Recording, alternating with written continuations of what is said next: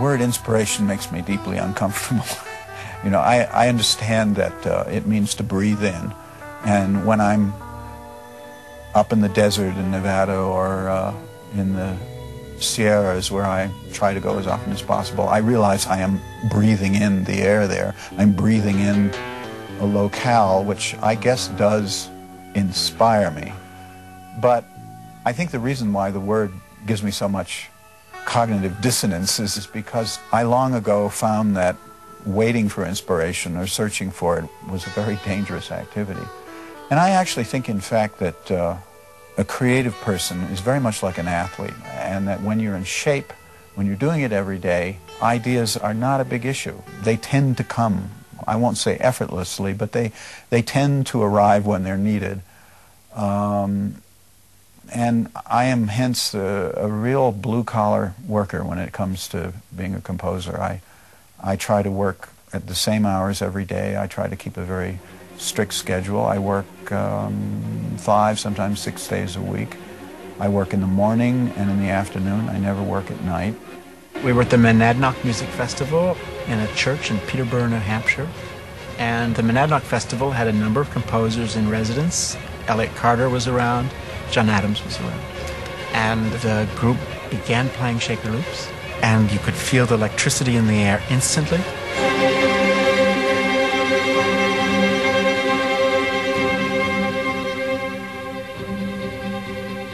You could feel, you know, the fantastic way in which the sense of drama was heightened in the entire room, and you could feel this music move into these waves of energy that just began to break, and the waves got larger and larger and larger, and you knew you were in the presence of a dramatic composer.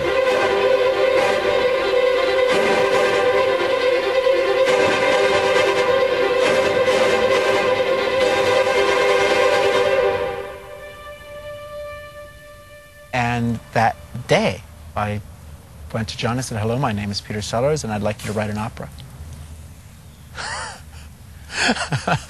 No question. No, I mean, when I heard that piece, no question. This is an opera composer. And I've been looking for one for years.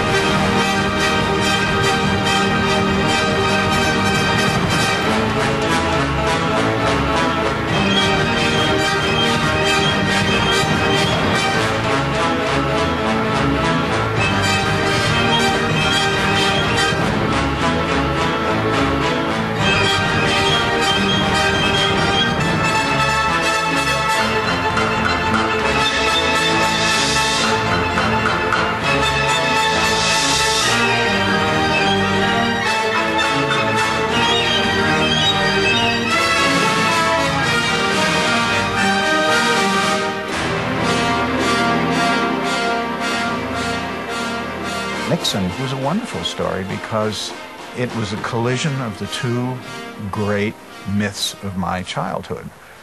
Capitalism and this sense that the marketplace is the principal dictating factor of one's life. This is the way we live in the United States. This is McDonald's, this is Walt Disney, this is Coca-Cola, this is Richard Nixon, and all this kind of Protestant rectitude that comes along with it. And this whole mass was coming face to face in this one moment in Peking. So the story of Nixon in China was at one moment banal and funny and ludicrous, the way politicians are, and on the other hand, it had a kind of titanic, Wagnerian, mythological weight to it because of this collision of cultures.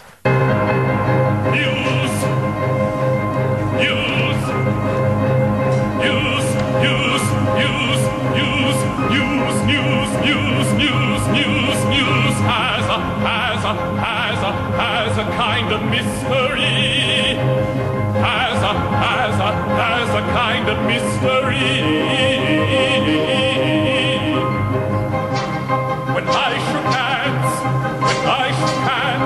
Joe and I, when I shook hands, Joe and I, on this bare field outside pitching, just now the whole world was listening.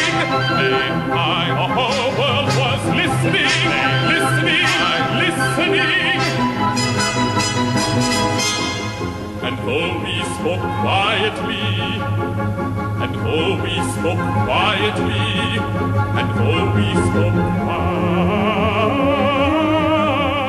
Voice types have connected to them certain psychological and emotional traits.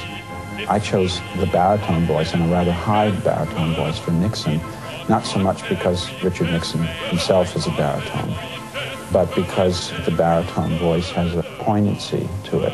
And Nixon is ultimately a rather poignant character. A lot of Americans would like to think of him as a ridiculous character, our only president who fell from grace. But I find him a visionary whose vanity and paranoia became his Achilles heel. Peace for all mankind.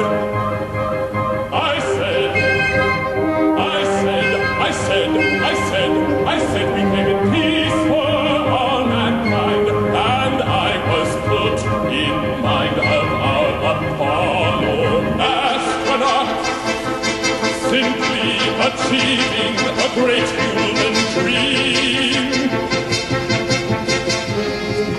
We live in an unsettled time. We live in an unsettled time. Who are our enemies? Who are our friends? I was running the American National Theater at the Kennedy Center while we were making this piece. And this piece was conceived as a court entertainment in Ronald Reagan's Washington. You know, and really one had to think, okay, if one is Molière, what does one do? You know, this is the audience that one wishes to attract. As John always liked to say, it's an opera for Republicans and communists, you know, because that's who was passing through Washington in those days. and as court entertainers, you can't afford to blow it. You know, it's got to be witty, it's got to be smart, it's got to be 2 steps ahead, and you've got to keep people enjoying their evening, or you've blown it completely.